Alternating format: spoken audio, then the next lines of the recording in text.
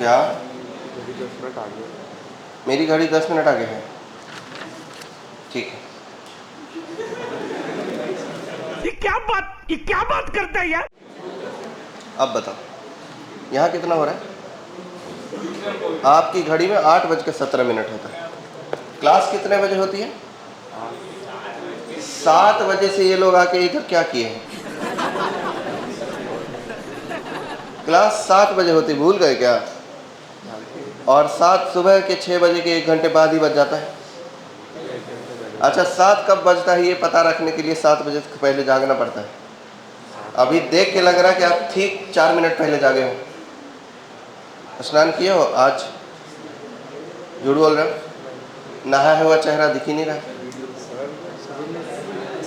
छोड़ो छोड़ो छोड़ो छोड़ो, तशरीफ लाइए और जहां मन करे वहां डाल दीजिए।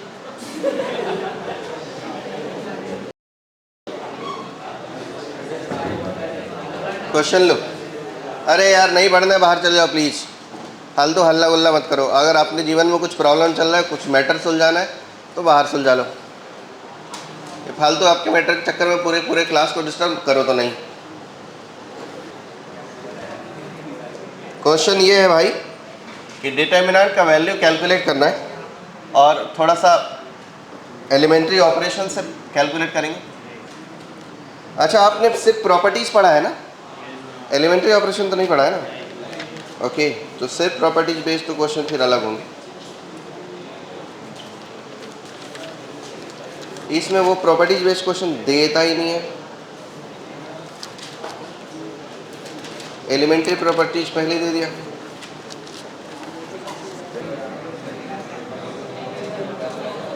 अब लो क्वेश्चन लो। अगर determinant value of A B C 5x 10y 15z p 5 15 equal to 125 है, तो फाइंड करना है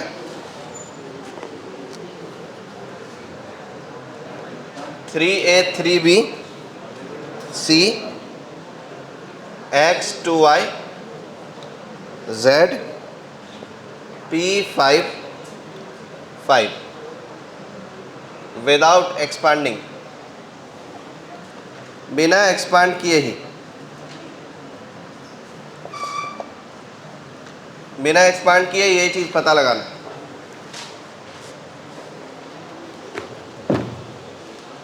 देखो, अगर आपको 3a 3b 3c में कन्वर्ट करना है तो इस वाले मैट्रिक्स में 3 मल्टीप्लाई, सॉरी इस वाले डिटर्मिनेंट के फर्स्ट कॉलम में 3 मल्टीप्लाई करना पड़ेगा। उससे एक 3a 3b 3c हो जाएगा। लेकिन x y z x 2y z भी करना पड़ेगा। तो इस वाले में से आपको सेकेंड कॉलम में से 5 कॉमन लेना पड़ेगा, उससे ये x 2y और z हो जाएगा। पर तीसरी चीज है वो है p5 और 15। ये कैसे होगा?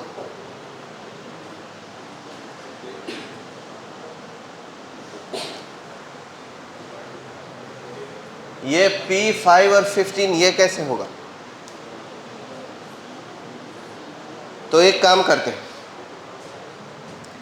ये वाले डिटर्मिनेंट और इसका ट्रांसपोज का डिटर्मिनेंट वैल्यू सेम होता है, ये बात आपको पता है, पढ़े है ना कल की प्रॉपर्टी में। इस्तेमाल करते हैं ए बी सी 5x 10y अयो और 15z और फिर उसके बाद p 5 और 15, इसकी भी डिटर्मिनेंट वैल्यू 125 ही रहेगी। बराबर है क्या? बराबर। ओके, अब देखो इसको इसके जैसा बनाना है तो क्या बनाना पड़ेगा? क्या क्या लेना पड़ेगा कॉमन? 15z है क्या? 15 है, बराबर। 3a 3b 3c बनाने के लिए क्या करना पड़ेगा? क्या करना पड़ेगा? 3 से मल्टीप्लाई कर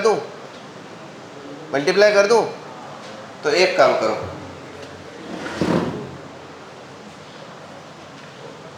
अब इस पर आ जाओ, नहीं इसी में करते हैं। 3 से मल्टीप्लाई कर दिया तो 3 से डिवाइड भी करना पड़ेगा, इससे ये 3a 3b 3c हो तो जाएगा, और इससे 5 कॉमन ले लेता हूं, तो अगर मैं 5 कॉमन ले लूंगा तो ये 5/3 आ जाएगा, उससे वो x 2y और 3z ये हो जाएगा, और इससे तीसरे रो से कुछ करना है क्या, p 5 और 15 को रखना है। क्या ये वैल्यू 125 के इक्वल है क्या? अब देखो 3a 3b 3c था नहीं, 3a 3b 3c में तो कन्वर्ट हो गया, x 2y z में भी कन्वर्ट हो गया, लेकिन p5 क्वेश्चन में c ही था यहाँ, तभी पॉसिबल है। p5 15 बनाना है, तो यहाँ p5 तो मैच होता है लेकिन 15 मैच नहीं होता, यहाँ 5 बनाना है, तो उसके लिए क्या करना पड़ेगा, इससे 3 कॉमन ले लें, तो अगर मैं इससे 3 और कॉमन ले लूं तो 5/3 इंटू 3 आ जाएगा, और वो हो जाएगा 3a 3b और यहाँ c, फिर x 2y और यहाँ z, और ये p 5 और 5 इज इक्वल टू कितना 125। क्या यही हमारा रिक्वायर्ड डिटर्मिनेंट है? देख लो, वही अपना रिक्वायर्ड डिटर्मिनेंट है, देख लो 3a 3b c x 2y z और p 5 5, ये अपना रिक्वायर्ड डिटर्मिनेंट है। तो ये रिक्वायर्ड डिटर्मिनेंट किसके इक्वल हो जाएगा जी? रिक्वायर्ड डिटर्मिनेंट जो भी है वो किसके इक्वल होगा, 125 अपॉन 5, कितना हो गया सर 25 इज आंसर। कंफ्यूजन कुछ है?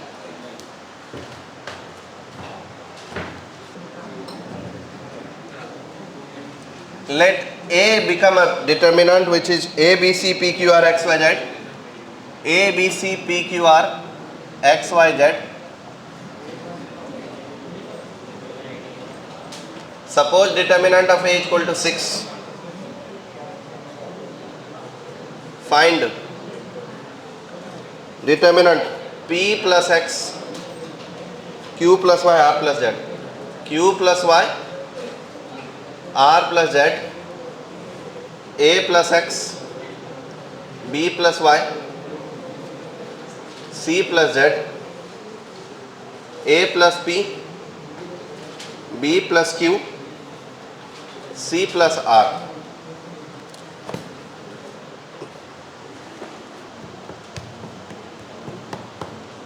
हो गया क्या? चलो मैं कर देता हूं, देखते हैं क्या कर सकते हैं। बताया हूं कि अगर सम ऑफ 2 टर्म्स रहे डिटर्मिनेंट्स के कोई रो या कॉलम तो स्प्लिट करते हैं 2 डिटर्मिनेंट पे, बताया हूं, तो इसको भी स्प्लिट ही कर देते हैं।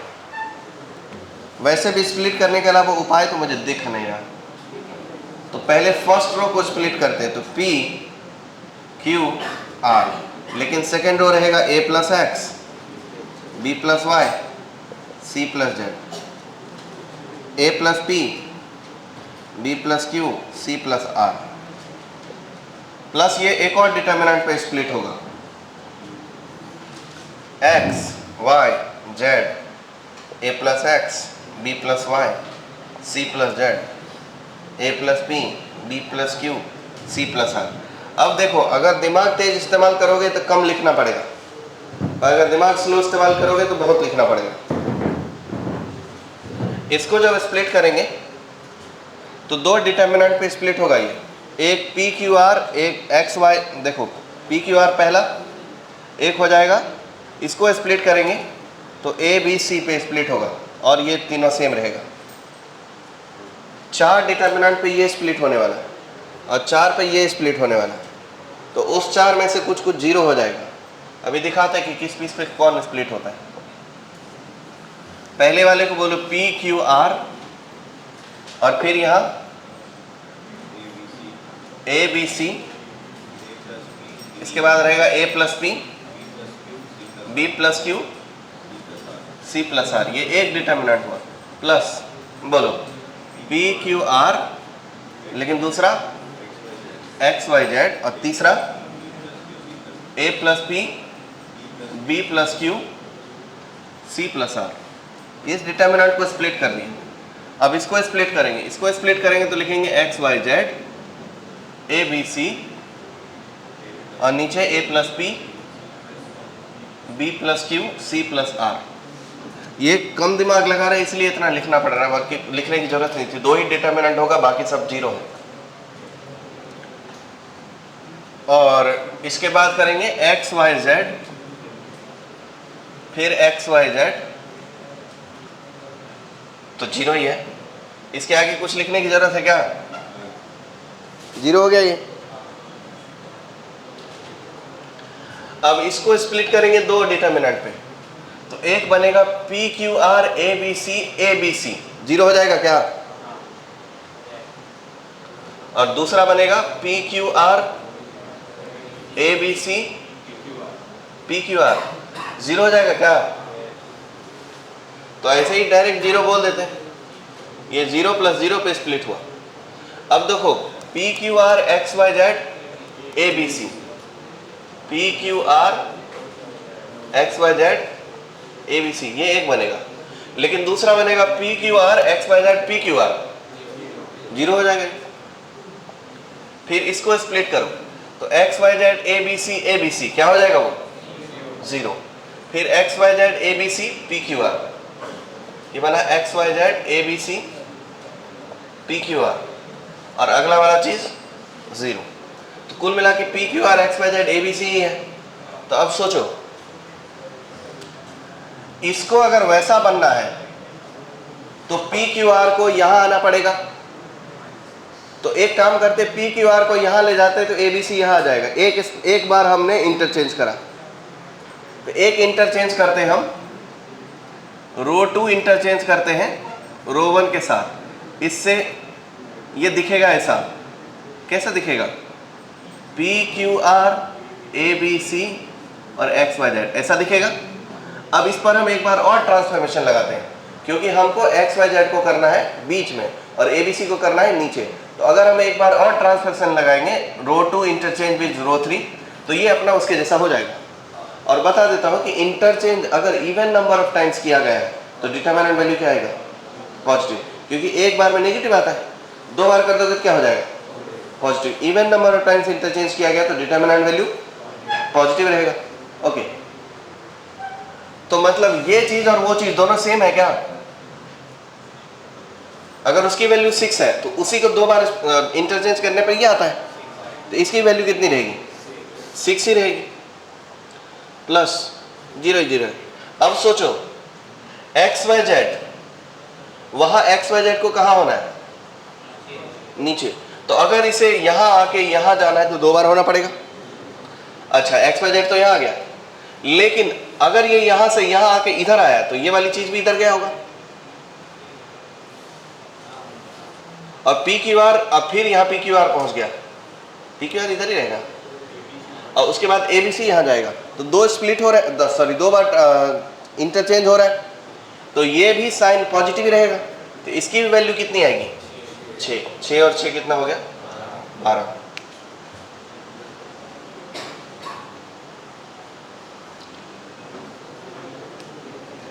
चलो एक क्वेश्चन लिख लिए हो? लिख लिए हो क्या? तो अगला क्वेश्चन देते हैं।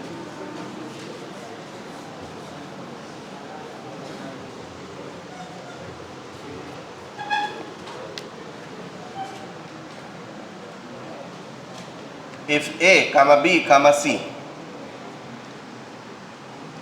are pth, qth, rth terms respectively,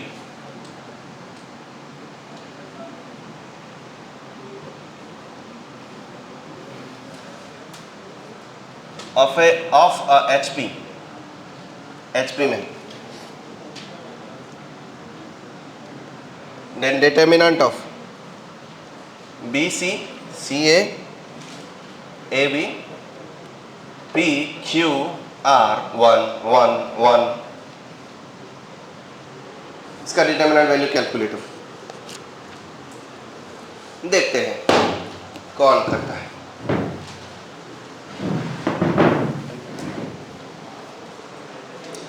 क्या दिया है? A B C P H Q H Q H terms respectively of H P. तो देखो एच पी का जो पी एच टर्म होता है वो 1 upon P H term of A P हो जाता है। मान लो कि वो 1 बाय ए पी का A plus P minus 1 times of difference is equal to ये दिया हुआ ए, इसलिए a plus P minus 1 times of difference is equal to हो जाएगा 1 बाय ए। और इसी प्रकार a प्लस ए नहीं capital A plus q minus 1 times of difference हो जाएगा 1 बाय बी, और capital A plus r minus 1 times of d equal to हो जाएगा 1 बाय सी। तो 1 by A 1 by B 1 by C तो आ गया एच पी के कंसेप्ट और ए पी के कंसेप्ट को मिला के। पर अब उस क्वेश्चन को कैसे करेंगे? उसमें तो 1 by A 1 by B 1 by सी है ही नहीं, पर 1 by A 1 by B 1 by सी ला सकते हैं। अगर इन सब में से ए बी सी कॉमन ले लिया, फर्स्ट रो में से अगर ए बी सी कॉमन ले लिया तो यहाँ क्या बचेगा? 1 बाय ए बचेगा, यहाँ क्या बचेगा? 1 बाय बी, और यहाँ क्या बचेगा? 1 बाय सी। तो एक काम करते हैं, रो 1 में से first A B C common लेते हैं, तो वो डेल्टा हो जाएगा A B C times of 1 by A 1 by B 1 by C P Q R 1 1 1 value 0। A B C times of 1 by A का मतलब है A plus P minus 1 D, 1 by B का मतलब है A plus Q minus 1 D, और 1 by सी का मतलब है A plus R minus 1 D. P Q R 1 1 1। देखो इसको दो टुकड़े में डिटर्मिनेंट में डिवाइड करेंगे। एक डिटर्मिनेंट इसका फर्स्ट पार्ट ए और पी क्यू आर 1 1 1। देखो जैसे ही ए हुआ, ए कॉमन आ सकता है तो उससे वो 1 1 1 हो जाएगा, जो कि इसके साथ आइडेंटिकल है, 0 हो जाएगा डिटर्मिनेंट। दूसरी चीज बन जाएगी, ये हो जाएगा A B C times of, बता देता हूँ, A P Q R 1 1 1 plus A B C times of P minus 1 D.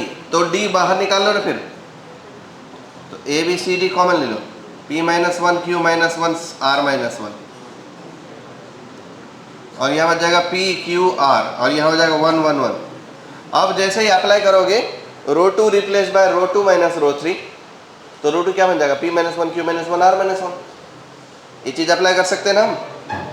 नहीं भी कर सकते तो कोई बात नहीं, इसको दो टुकड़े में डिवाइड करो। एक हो जाएगा पी क्यू आर 1 1 1 0, और दूसरा हो जाएगा -1 -1 -1 1 1 1, क्या हो जाएगा? 0। तो ये पूरी चीज़ क्या हुई? 0। और 0 into A B C D 0, और ए बी सी इंटू 0 क्या होगा? 0 प्लस 0 2 0 0। तो ये डिटर्मिनेंट 0 हो गया। देखो ये स्टार क्वेश्चन है, समेशन ऑफ डिटर्मिनेंट होगा इसमें actually. Delta r equal to 2r minus 1 n c r और 1 n स्क्वायर माइनस 1 2 का power n n plus 1 cos square n square cos square n sine n, ये है delta. Find sigma of delta r from 0 से n तक।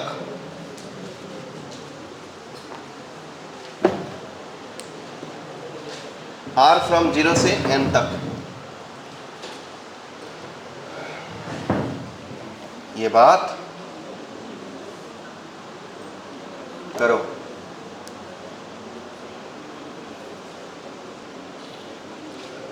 देखो एक बात का ध्यान रखना, डेल्टा आर में सिग्मा लगा है तो समेशन सिर्फ उसी रो पर या कॉलम पर लगेगा जो आर से बना है। तो बताओ फर्स्ट रो आर से बना है कि सेकेंड रो आर से बना है कि थर्ड रो बना है? क्या बना है? First row. तो सिग्मा किस पे लगेगा? फर्स्ट रो से।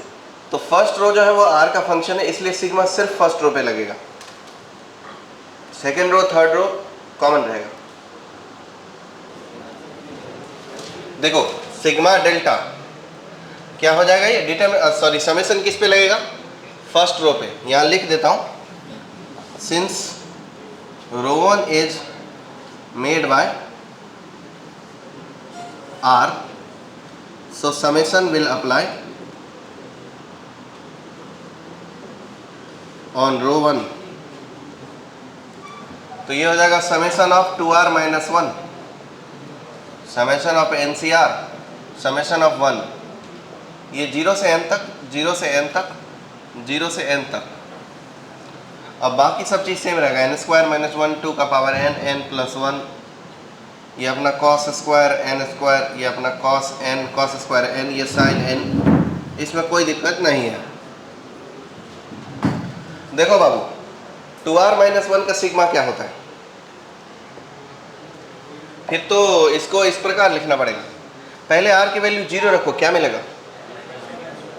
r की वैल्यू 0 रखोगे तो क्या मिल जाएगा? -1 मिल जाएगा। तो इसका वैल्यू एक्सप्लेन करते हैं। ये आता है -1, अब प्लस समेशन ऑफ 0 से n तक, 0 से नहीं 1 से n तक, 2 बाहर निकाल दे, r ना, अब माइनस समेशन ऑफ 1। सही है नहीं है? पहले इसको एक्सप्लेन ही कर लो अलग से रफ में। 0 से n तक 2r माइनस 1, ये हो जाएगा भैया, पहले एक टर्म तो -1 आ जाएगा, फिर उसके बाद बन जाएगा -1, फिर उसके बाद 2 times of summation of r 1 से n, और फिर उसके बाद माइनस समेशन ऑफ 1 से n। ये ठीक है? ये हुआ -1, ये 2 times of summation of r क्या होता है? n into n plus 1 by 2 minus n, 2 और 2 कैंसल, किसके इक्वल आया भाई? ये -1 plus n square plus n minus n, क्या रहा ये? n स्क्वायर माइनस 1 के, हुआ कि नहीं? तो अब ये चीज़ जो है वो किसके इक्वल आ रही है? वो आ रही है n स्क्वायर माइनस 1। और NCR का सिग्मा 0 से n क्या होता है? 2 का पावर n, और 1 का सिग्मा 1 से n तक n होता है। लेकिन यहाँ 0 से n तक गिनेंगे तो कितने बार गिनना पड़ेगा? 0 से 10 तक 11 टर्म आ जाते हैं, तो 0 से n तक n प्लस 1 टर्म्स का सम है। n प्लस 1 टाइम्स 1 ऐड किया जाए तो क्या आएगा? n plus 1। ये है n स्क्वायर माइनस 1, 2 का पावर n, n प्लस 1। इसके आगे लिखने की ज़रूरत है क्या? ये रो आपस में इक्वल हो गए, इसलिए डिटरमिनेंट वैल्यू क्या होगा? 0।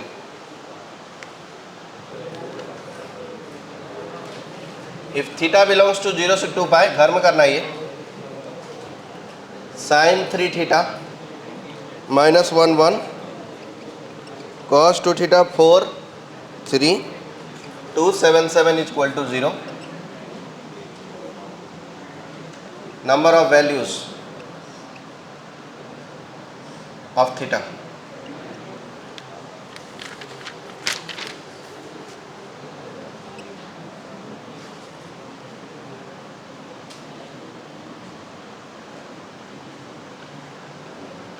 if x belongs to real and distinct,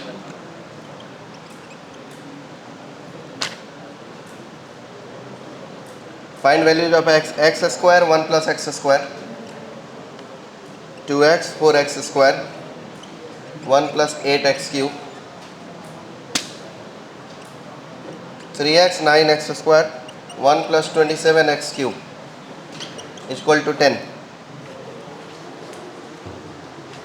x की वैल्यूज निकालनी है।